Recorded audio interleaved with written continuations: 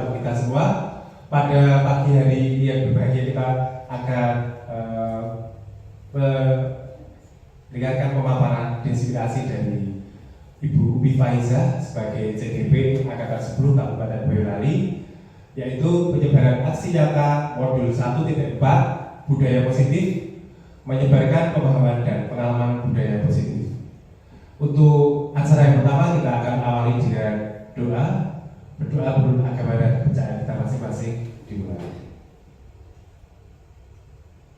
Cukup. Untuk acara yang selanjutnya adalah destinasi aksi nyata modul 1.4 budaya positif, menyebarkan pemahaman dan pengalaman budaya positif. Untuk itu waktu dan tempat kepada Bumi dipersilakan.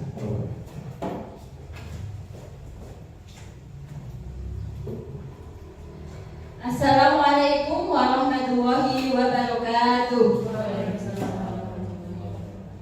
Bismillahirrahmanirrahim. Alhamdulillahirabbil alamin wa bihi nasta'inu ala umuri dunya waddin. Wassalatu wassalamu ala asyrofil anbiya'i wal mursalin wa ala alihi wa sahbihi ajma'in. Rabbi shrah li sadri wa yassir li amri wahlul 'uqdatam min lisani yafqahu qawli. Amma ba'du.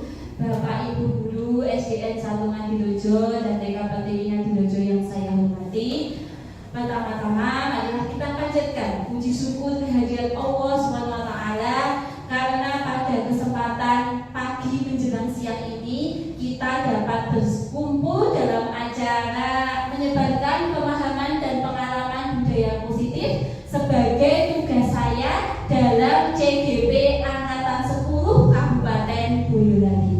Kedua kalinya, sholawat serta salam senantiasa kita haturkan kepada junjungan kita Nabi Agung Muhammad Sallallahu Alaihi Wasallam yang telah menyelamatkan kita dari zaman kebodohan ke zaman yang terang benderang. Ampun tekan ibu-ibu, bapak-bapak. Kita di sini akan belajar bersama. Nyuwun sewu, bukan maksud saya untuk menggurui bapak ibu semua, tapi di sini kita belajar bersama untuk budaya positif.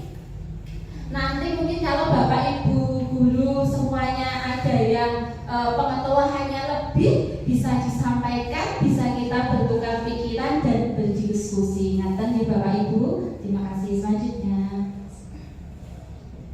oke.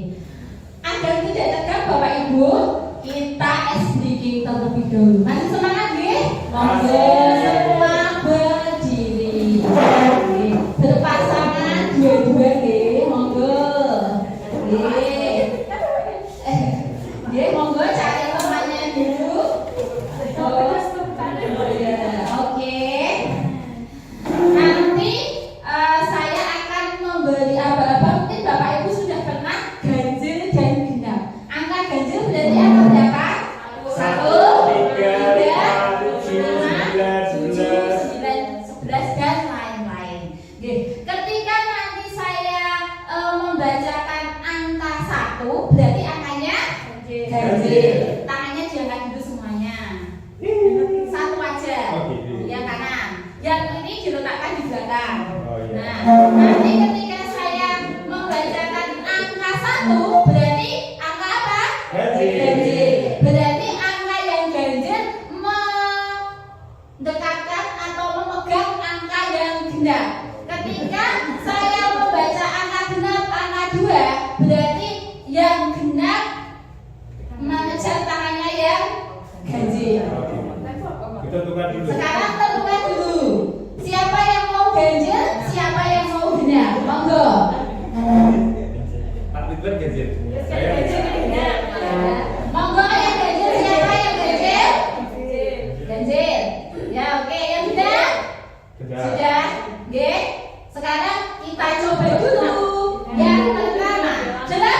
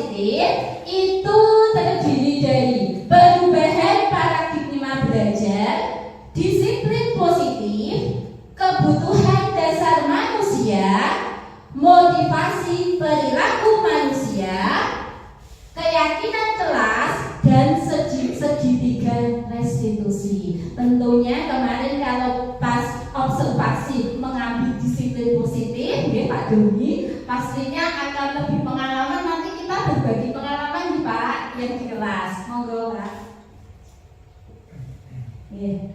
Nah, yang pertama itu pembelajaran dengan paradigma baru. Seperti yang kita ketahui, kita sekarang menggunakan kurikulum merdeka. Kalau kemarin kurikulum 13, sekarang kita kurikulum merdeka. Maka kita sekarang pembelajarannya dengan paradigma baru. Apa toh pembelajaran dengan paradigma baru? Pembelajaran dengan paradigma baru dirancang berdasarkan prinsip pembelajaran yang berdiferensiasi, sehingga setiap siswa belajar sesuai dengan tahap perkembangannya untuk mewujudkan profil pelajar Pancasila. Sekarang, apa saja toh profil pelajar Pancasila? Monggo Bu Arun, yang pertama apa saja? Mandiri, Bu Dwi. Berpikir kritis. Pak Ridwan. Bergotong royong. Kreatif. Kebinekaan global. Kurang satu. Beriman dan ya. Pak Doni. bernalar kritis. Oke. Ada 6 dimensi dalam profil pelajar Pancasila. Yang pertama, beriman dan bertakwa kepada Tuhan Yang Maha Esa. Tidak berhenti sampai situ saja, tapi masih ada tambahannya, dan berakhlak mulia. Nah, sedangkan yang kedua, berkebinekaan global. Yang ketiga, bergotong royong. Yang keempat, kreatif. Yang kelima, bernalar kritis. Dan yang terakhir adalah mandiri. Jadi ada 6 dimensi dalam profil pelajar Pancasila. Dalam pelaksanaannya, kita melaksanakan pembelajaran yang berdiferensiasi. Coba, mau ngalami saja saya kesulitan. Adakah yang mengetahui apa itu pembelajaran berdiferensiasi? Pembelajaran yang disesuaikan dengan kemampuan siswa. Ya, disesuaikan dengan kemampuan, keunikan, dan kebutuhan siswa. Itu merupakan pembelajaran berdiferensiasi. Ibunya agak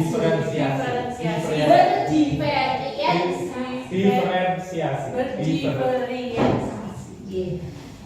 Selanjutnya, nah, kita kan dalam pembelajaran berdiferensiasi itu ada yang namanya disiplin positif. Disiplin positif. Monggo saya nanti akan membagikan sticky note. Menurut Bapak Ibu guru semua, apa toh yang dimaksud dengan disiplin? Nyuwun tolong Mbak Lana dibagikan, Bu Lana membagikan sticky note.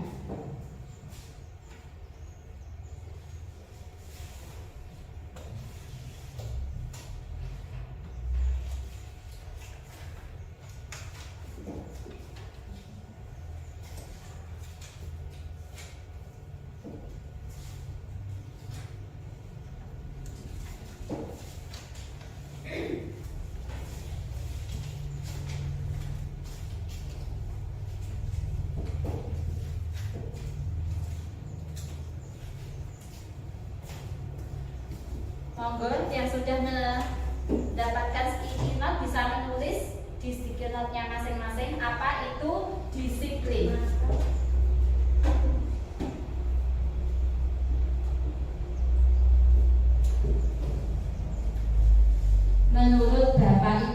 kalian apa disiplin?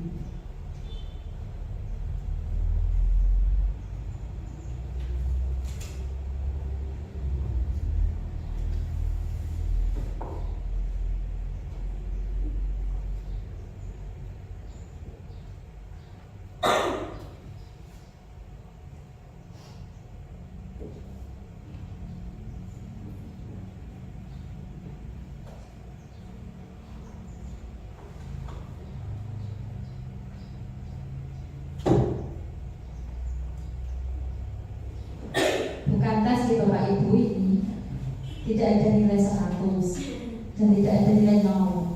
Monggo.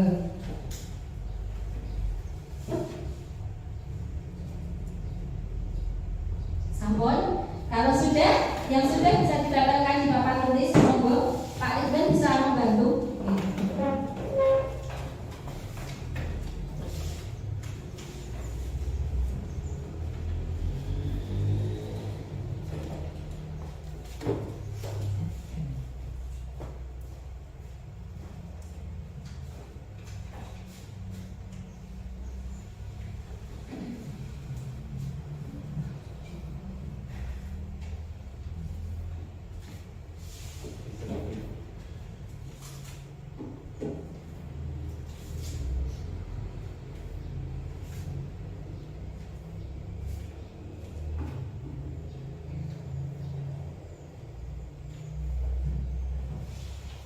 Oke, terima kasih Pak.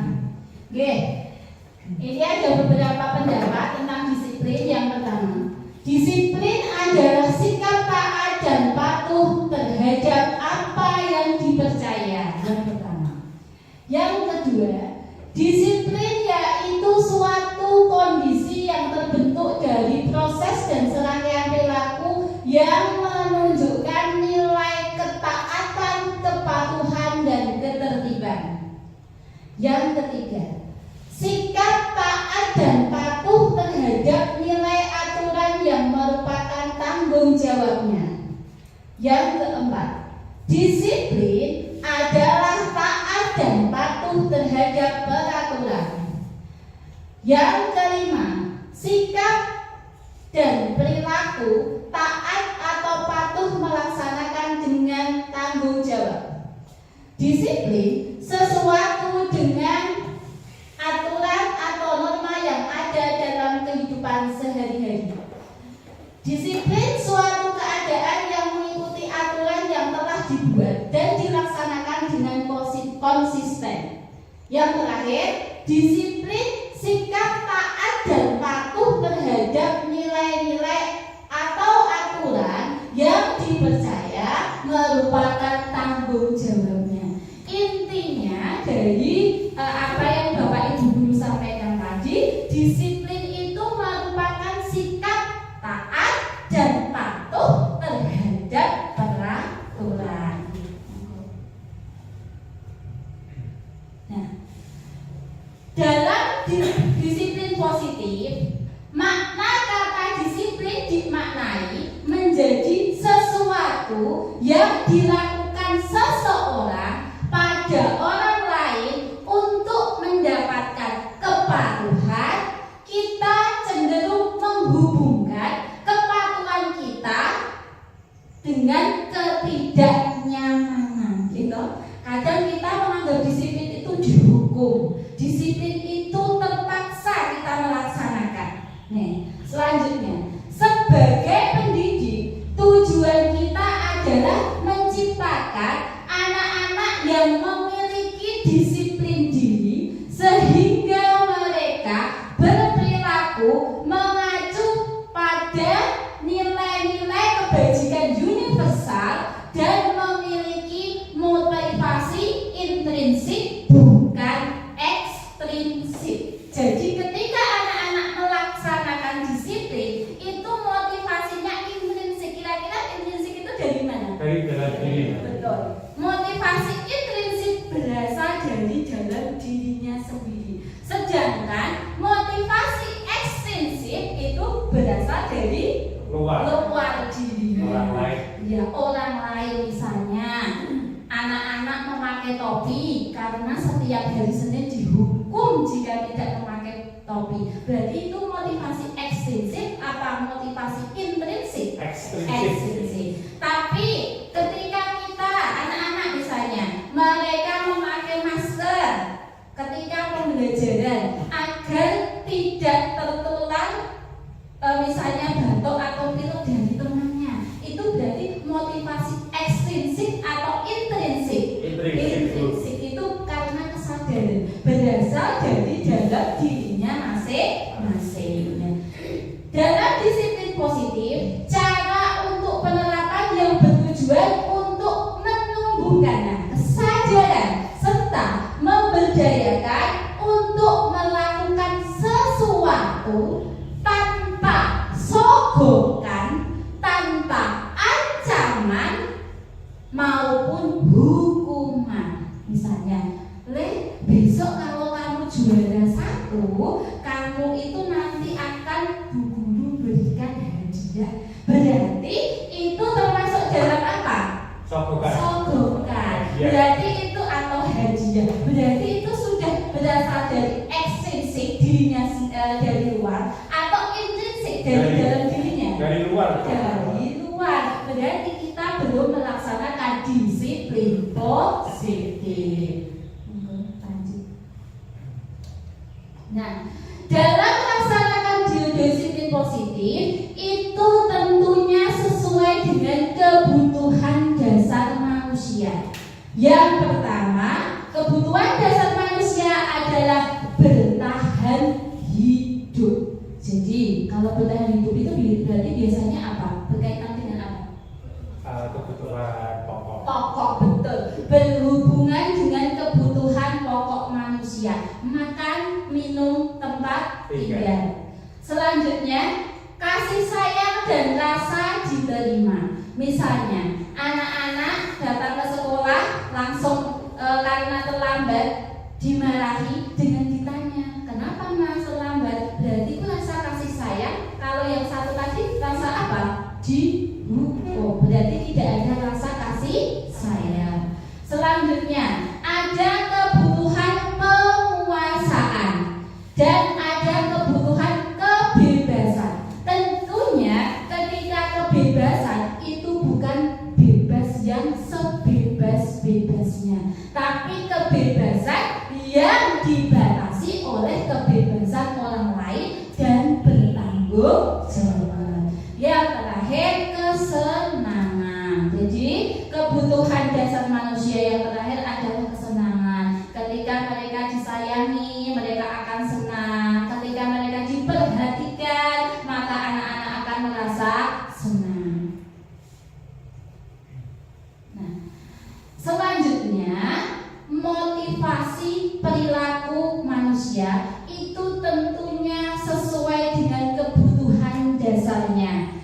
Motivasi itu merupakan dorongan yang timbul pada diri seseorang secara sadar atau tidak sadar untuk melakukan suatu tindakan dengan tujuan tertentu. Ketika melakukan, tadi saya contohkan misalnya tadi anak-anak memakai masker, berarti motivasinya agar anak-anak itu sehat. Tentunya itu ada motivasi-motivasi tertentu. Yang pertama, menghindari ketidaknyamanan dan hukuman. Murid melaksanakan disiplin diri karena ia takut dihukum. Ini merupakan motivasi ekstrinsik yang berasal dari luar diri anak. Misalnya, anak mengerjakan PR karena takut disuruh mengerjakan 100 kali atau disuruh untuk memutari lapangan. Itu merupakan motivasi ekstrinsik yang berasal dari luar diri anak. Selanjutnya, mendapatkan penghargaan dari orang lain.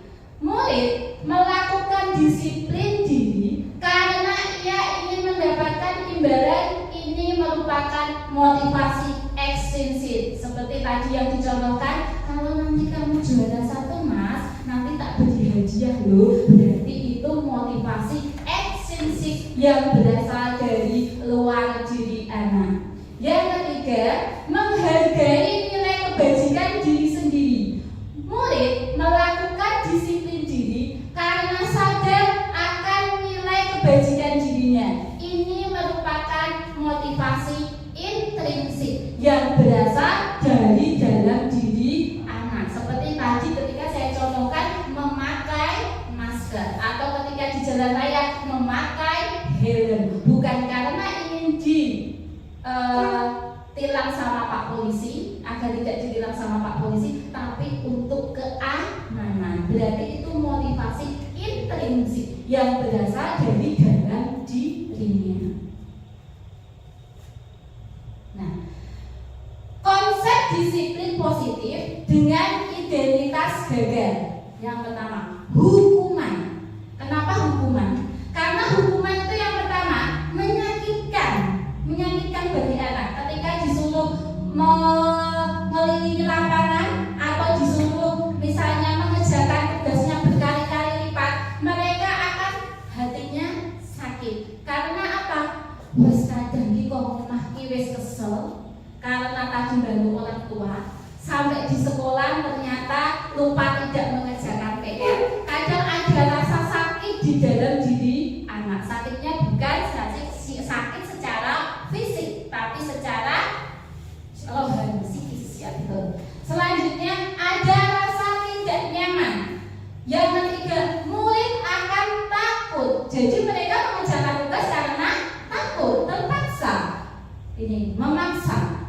Nah, murid lain menyembunyikan kesalahan, misalnya karena tidak mengerjakan PR. Biasanya anak-anak akan, kalau datangnya lebih pagi, mereka akan sembunyi mengerjakan PR terlebih dahulu. Itu termasuk menyembunyikan kesalahan. Mereka tidak akan berani berterus terang. Selanjutnya, murid menjadi rendah diri. Selanjutnya, penghargaan. Tadi yang saya contohkan tadi, kalau kamu dapat juara akan dapat hadiah.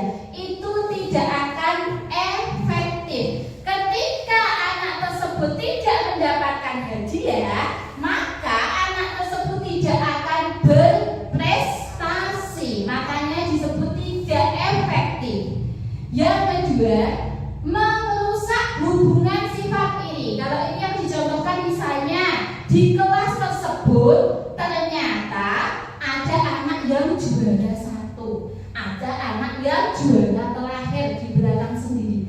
Maka kadang-kadang anak yang juara terakhir tadi itu akan merasa iri dengan anak yang juara 1. Ya, itu yang dapat merusak hubungan. Kadang-kadang terus gegepan antara yang pintar dengan yang kurang pintar, akhirnya menimbulkan rasa iri dan merusak hubungan. Selanjutnya, mematikan kreativitas. Berarti anak-anak pokoknya cukup aku jadi juara, nggak usah yang lain, aku sudah dapat hadiah. Maka anak-anak tidak akan kreatif. Selanjutnya, menghukum tadi yang saya contohkan sistem ranking. Itu juga merupakan konsep disiplin identitas yang gagal. Selanjutnya, merampas hak menghargai.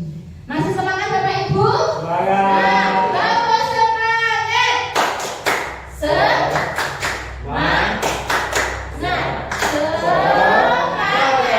Konsentrasi dimulai. Oke, lanjut Pak Eko. Pak Eko baru kok ya.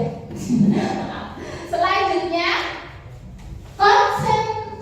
konsekuensi. Kalau konsekuensi itu misalnya ketika anak terlambat datang ke sekolah pas jam olahraganya, anak-anak disuruh mengelilingi lapangan. Itu termasuk konsekuensi. Tapi kalau pas jam di kelas, misalnya pas pelajaran matematika atau IPA, datangnya terlambat, disuruh mengelilingi lapangan, berarti hukuman atau konsekuensi? Hukuman. Nanti saya jelaskan. Nah, konsekuensi itu penguatan jangka pendek. Kalau digunakan jangka panjang, tentunya anak tidak akan sadar diri dengan apa yang mereka lakukan. Nah, selanjutnya perlu monitoring yang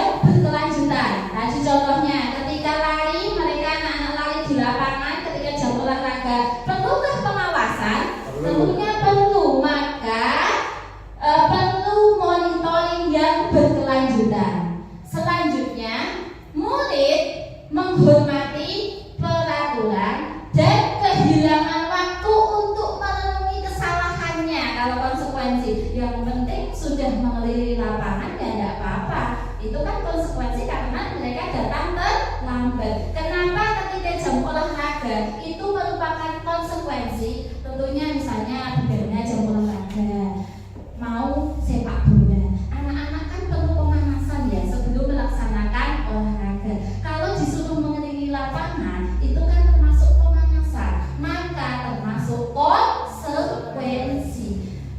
Selanjutnya, kalau hukuman pas jam matematika tadi kan tidak perlu pemanasan. Jam matematika itu pemanasannya biasanya kan SBQ perkalian atau pembagian dan lain-lain. Jadi tidak perlu mengelilingi lapangan. Maka ketika jam matematika maka itu termasuk hukuman. Tetapi ketika jam olahraga itu termasuk konsekuensi. Selanjutnya, nah ini yang sering kita pakai nanti itu adalah restitusi dalam disiplin positif. Restitusi itu murid bertanggung jawab untuk perilakunya.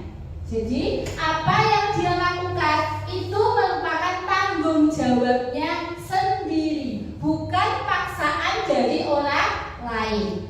Selanjutnya, fokus pada pemecahan masalah jangka panjang, bukan jangka pendek. Kalau restitusi biasanya kalau anak datang terlambat itu tidak langsung anak-anak itu disuruh misalnya mengelilingi lapangan atau apa, tapi mereka ditanya dulu kenapa terlambat. Terus mereka diyakinkan bahwa setiap orang itu pasti pernah melakukan kesalahan. Jadi kita menggali alasan mengapa mereka terlambat dan mencari solusi bersama-sama menurut keyakinan mereka masing-masing. Selanjutnya, murid menghormati dirinya dan orang lain. Yang selanjutnya ini teori konsol, dirinya memegang konsol.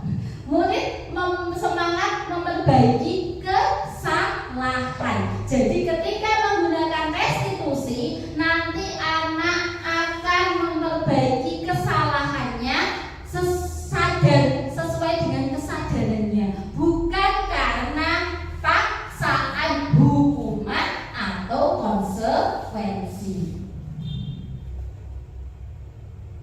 Nah, monggo sekarang kita amati bersama. Ini ada beberapa pernyataan 1, 2, 3, 4, 5, 6, 7. Oke, yang pertama, mencatat 100 kali di dalam buku kalimat saya tidak akan terlambat lagi karena terlambat sekolah. Kira-kira hukuman atau konsekuensi?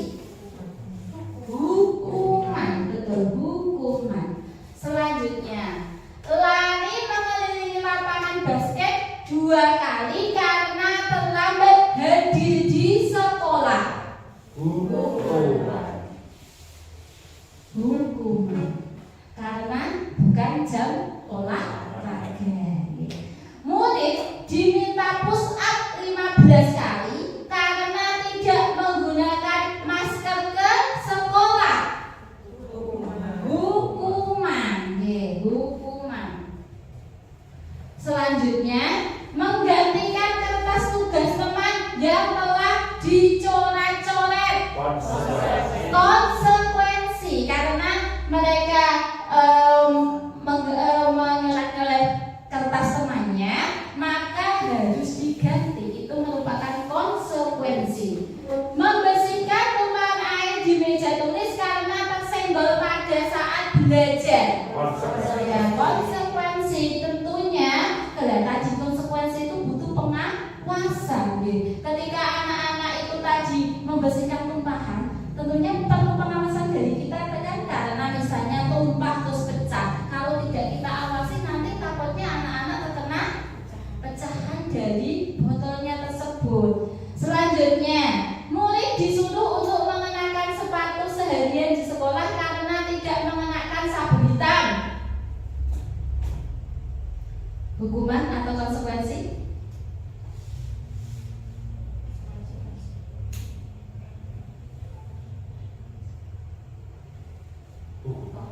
Oke, hukuman dulu, oke. Terus lari mengelilingi lapangan basket 2 kali karena terlambat 10 menit untuk pelajaran PJOK. Konsekuensi. Next, selanjutnya Mas, jawabannya ada di sini. Nah, mencatat 100 kali itu hukuman, betul nggih? Lari mengelilingi lapangan basket 2 kali hukuman, betul. Murid diminta untuk push up 15 kali hukuman. Menggantikan kertas tugas teman yang dicoret-coret konsekuensi. Membersihkan tumpahan air di meja tulis karena tersenggol pada saat belajar konsekuensi, betul. Murid disuruh untuk mengenakan sepatu seharian hukuman. Karena ketika memakai sepatu seharian di sekolah tentunya kan dari pagi sampai siang. Padahal ada jam-jam yang lain yang harusnya anak-anak itu tidak memakai sepatu. Sholat masa ia pakai sepatu. Lari mengelilingi lapangan basket 2 kali karena terlambat 10 menit tadi. Konsekuensi. Betul semua, tepuk tangan. Terima kasih. Lanjut. Oke. Nah, ini dijelaskan konsep disiplin pendekatan restitusi itu merupakan sebuah cara menanamkan disiplin positif pada murid. Pengertian restitusi. Restitusi adalah proses menciptakan kondisi bagi murid untuk memperbaiki kesalahan mereka, bisa kembali kepada kelompok mereka dengan karakteristik yang lebih kuat, karakter yang lebih kuat. Jadi berbeda dengan hukuman. Kalau hukuman melakukan karena paksaan, tapi kalau restitusi itu anak-anak mau memperbaiki kesalahan mereka dengan nanti ada penerapan segitiga restitusi. Ini sekarang ciri-ciri restitusi. Yang pertama, bukan menebus kesalahan, namun belajar dari kesalahan. Kita juga nih, manusia tidak ada yang selamanya benar. Pasti pernah berbuat salah. Tentunya kita harus belajar dari kesalahan. Selanjutnya, memperbaiki hubungan. Memperbaiki hubungan antara misalnya terjadi kesalahan, berarti memperbaiki hubungan antar teman. Selanjutnya, tawaran bukan paksaan. Jadi ketika kita memberikan solusi kepada anak, itu kita tawarkan, bukan dipaksa. Selanjutnya, menuntut untuk melihat ke dalam diri. Yang dilakukan anak itu sesuai dengan kemampuan dirinya, bukan di luar kemampuan diri anak. Terus mencari kebutuhan dasar yang mendasari tindakan. Misalnya tadi saya menyontohkannya yang datang terlambat. Kalau anak datang terlambat kan ada gitu. Kalau di sini mungkin nggak ada. Kalau di luar sana mungkin paginya membantu orang tuanya karena membantu berjualan atau membantu orang tuanya misalnya mengantar sarapan ke sawah. Itu kan merupakan kebutuhan dasar anak. Jadi itu alasannya apa? Kebutuhan dasar ketika anak-anak datang terlambat itu karena membantu orang tua, tapi bukan karena bangun kesiangan. Kalau bangun kesiangan berarti bukan kebutuhan dasar.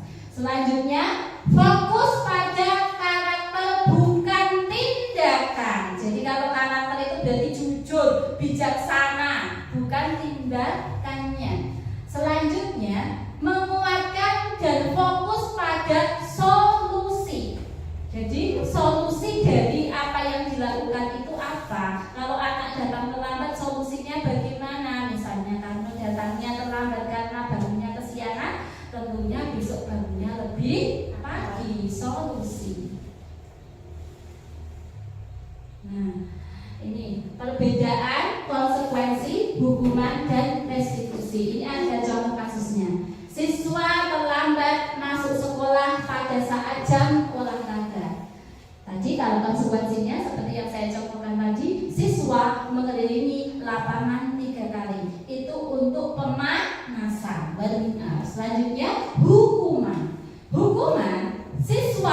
disuruh membuat surat pernyataan untuk tidak terlambat yang ditandatangani oleh kepala sekolah. Itu merupakan hukuman karena sifatnya memaksa.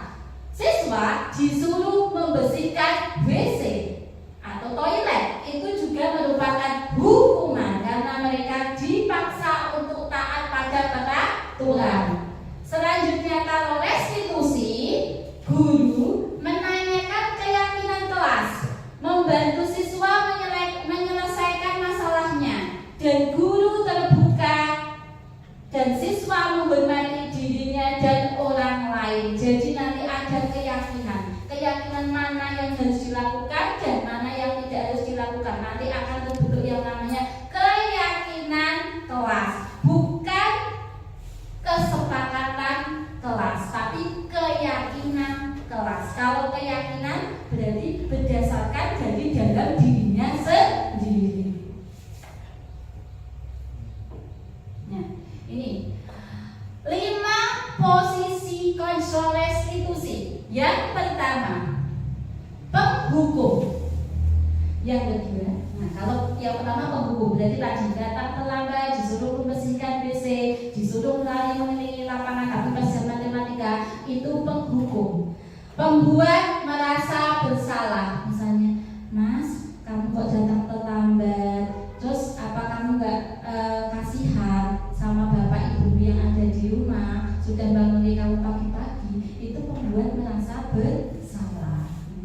Terus teman, kalau teman berarti diajak ngobrol, kenapa datang terlambat, tapi sikapnya seperti temannya, bukan sebagai guru dan siswa. Selanjutnya, posisi pemantau. Yang terakhir adalah manajer. Kalau manajer tentunya kita mencari alasannya, kita mencari solusinya. Kira-kira dari posisi 5 ini yang paling cocok kita terapkan yang mana?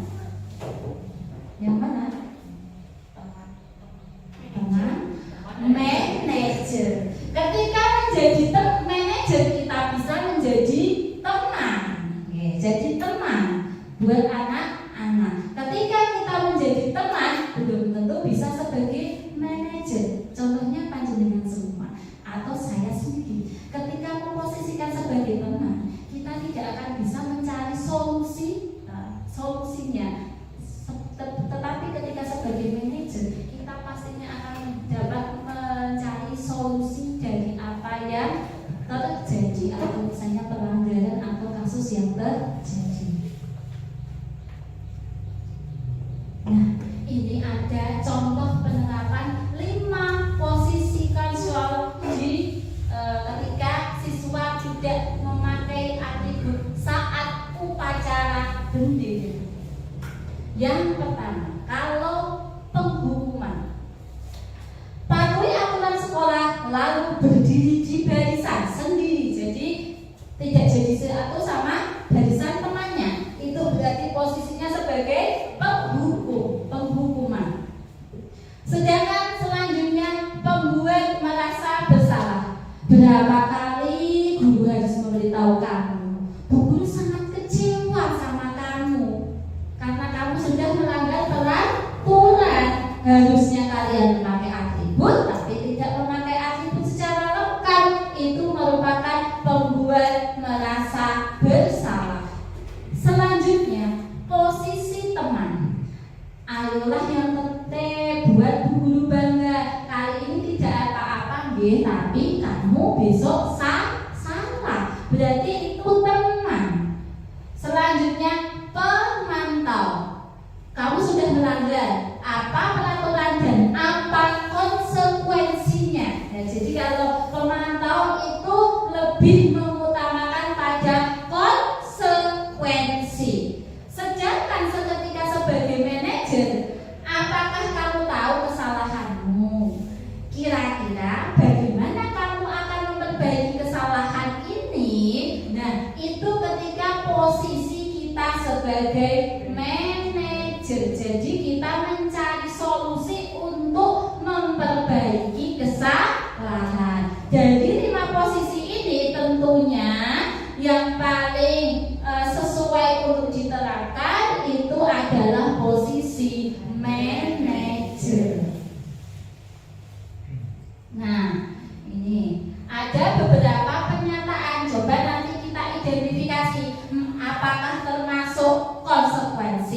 apakah salah. Pemantau Pak coba. Apakah termasuk penghukum? Apakah termasuk pembuat merasa bersalah? Apakah sebagai teman?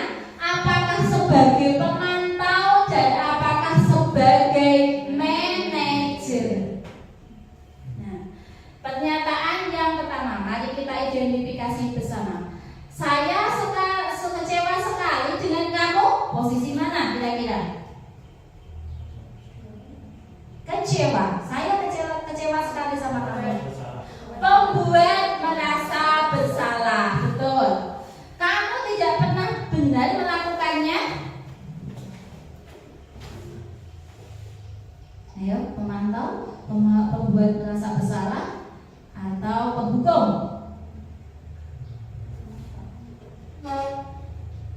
Kalau pemantau tadi hubungannya dengan apa? Konsekuensi. Oke, kita penghukum dulu. Terus, ayolah lakukan demi Bapak Ibu.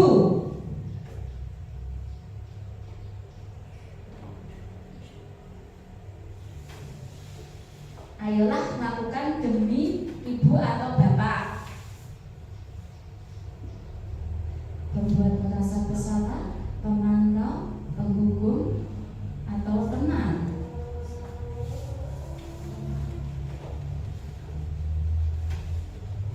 Monggo dijawab dulu. Teman, oke. Apakah kamu mau mendapatkan stiker bintang hari ini?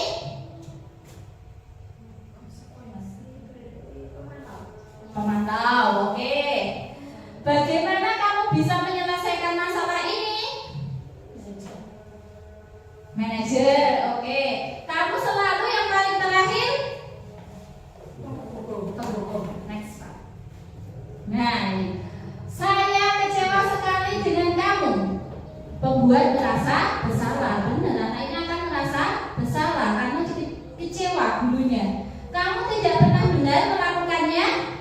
Penghukum, benar, betul. Ayolah lakukan demi Ibu Bapak. Itu posisi sebagai teman. Selanjutnya, apakah kamu mau mendapatkan stiker bintang hari ini?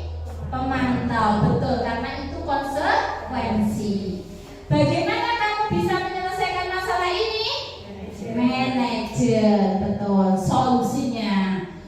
Yang terakhir, kamu selalu yang paling terakhir, menghukum. Nah, keyakinan kelas. Mengapa keyakinan kelas tapi tidak peraturan kelas? Mengapa tidak peraturan kelas saja? Ini saya contohkan. Yang pertama, mengapa kita memiliki peraturan memakai masker dan mencuci tangan? Monggo, siapa yang mau menjawab?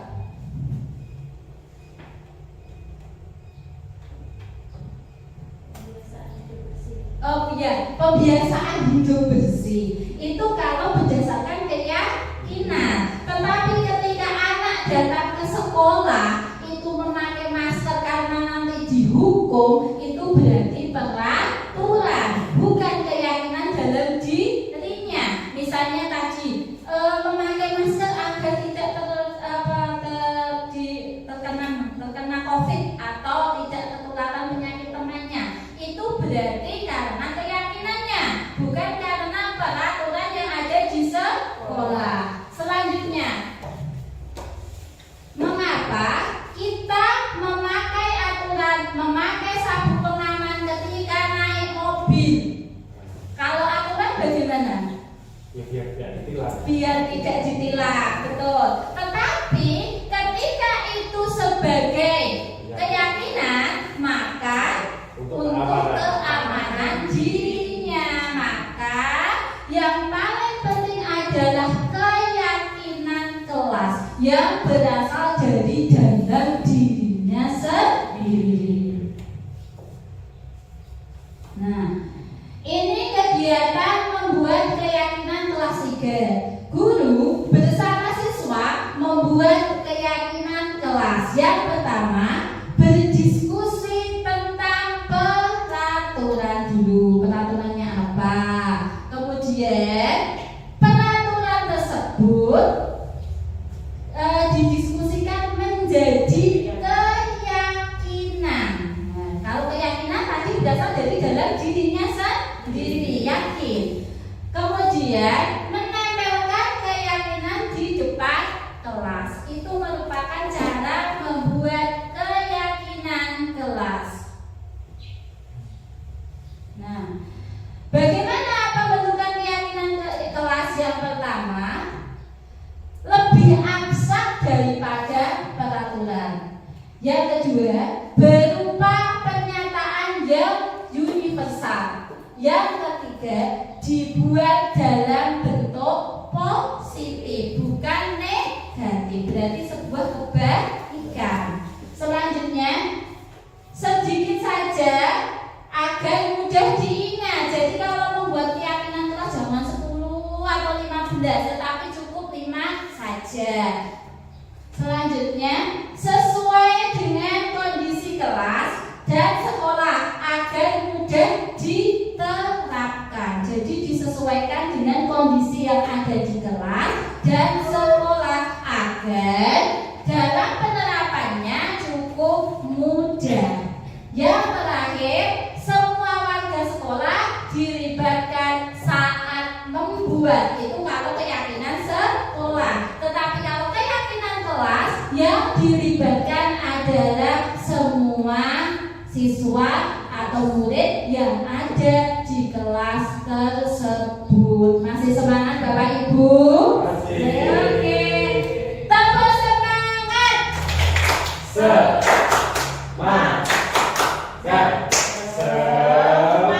Oke, semua sekarang berdiri dulu biar tidak capek. Kita nyanyi dulu, oke? Katanya SDG Marina. Kalau Marina berarti bagaimana Marina? Ayo, Marina, ya betul. Marina menari di atas menara.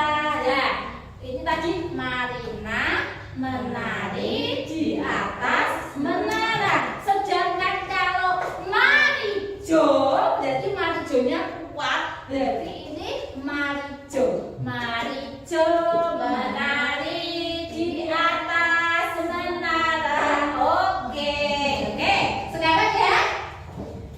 Marina menari di atas menara, di atas menara. Marina menari, Marijo menari di atas menara, di atas menara. Marijo menari, Marijo, Marina menari di atas menara, di atas menara. Marina, Marijo menari, Marijo menari, Marina, Marijo di atas, Marijo, Marina di atas, Marina menari di atas menara, di atas menara. Marina menari, di tepuk tangan. Oke, silakan duduk. Monggo. Nah, ini merupakan langkah-langkah segitiga restitusi seperti yang saya sampaikan di depan. Langkah-langkah segitiga restitusi yang pertama, menstabilkan identitas. Kita semua akan melakukan hal yang terbaik yang bisa dilakukan. Misalnya tadi seperti menanya alasan kenapa datangnya terlambat, kenapa semua orang pernah melakukan kesalahan. Selanjutnya, validasi tindakan yang salah. Nah, setiap apa yang dilakukan pasti ada alasannya. Kenapa datang terlambat? Kenapa tidak mengerjakan PR? Kenapa tidak berangkat sekolah? Tentu pastinya ada alasannya. Itu nanti masuknya di validasi tindakan. Yang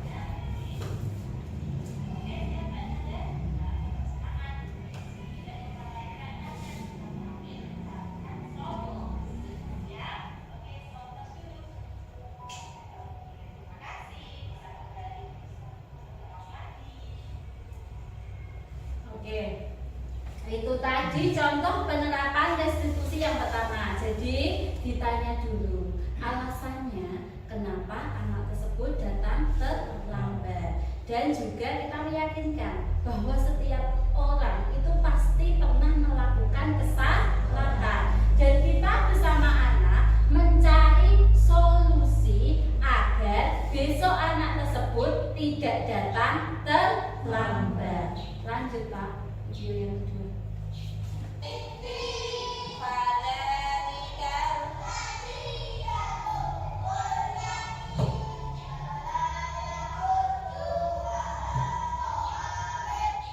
Nah, itu tadi contoh ketika anak di kelas sedang pelajaran tapi bermain bola.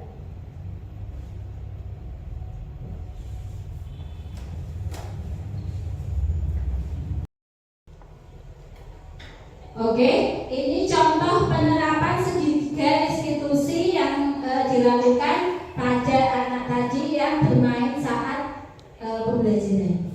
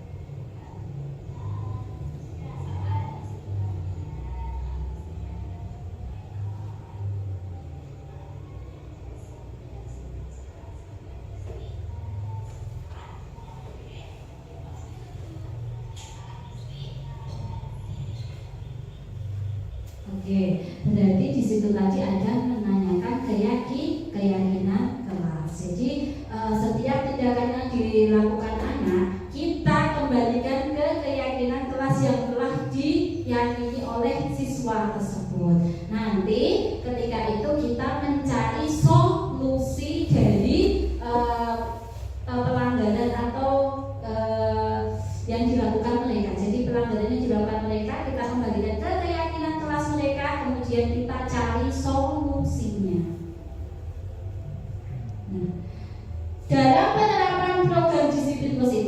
hendaknya guru memiliki standar kepribadian, profesional, dan sosial yang baik, di mana guru berefleksi pada posisi kansornya saat ini, bagaimana perjalanan dirinya sebagai alum atau posisi manajer yang menuntut murid-murid menjadi insan yang mandiri, merdeka, dan bertanggung jawab.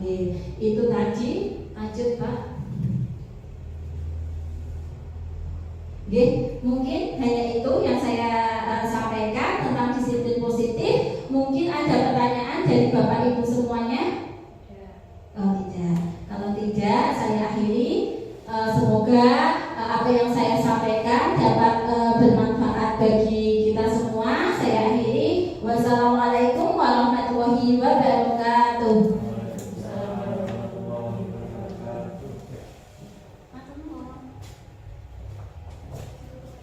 Baik, ini tadi desimilasi dari Ibu Umi Faiza sebagai tugas dari CGP Angkatan 10 Kabupaten Boyolali. Apakah ada yang mau dipertanyakan Bapak Ibu? Saya buka kesempatan untuk bertanya. Tidak ada. Baik, karena tadi acara kita sudah buka dengan doa, maka kita akhiri pula dengan doa. Berdoa menurut agama dan cara masing-masing di Islam. Cukup. Baik, terima kasih untuk kesempatan dan juga waktu yang sudah Bapak Ibu luangkan untuk acara pada pagi siang hari ini. Saya sebagai pembawa acara, jika ada kesalahan dalam berucap, mohon maaf sebesar-besarnya. Terima kasih.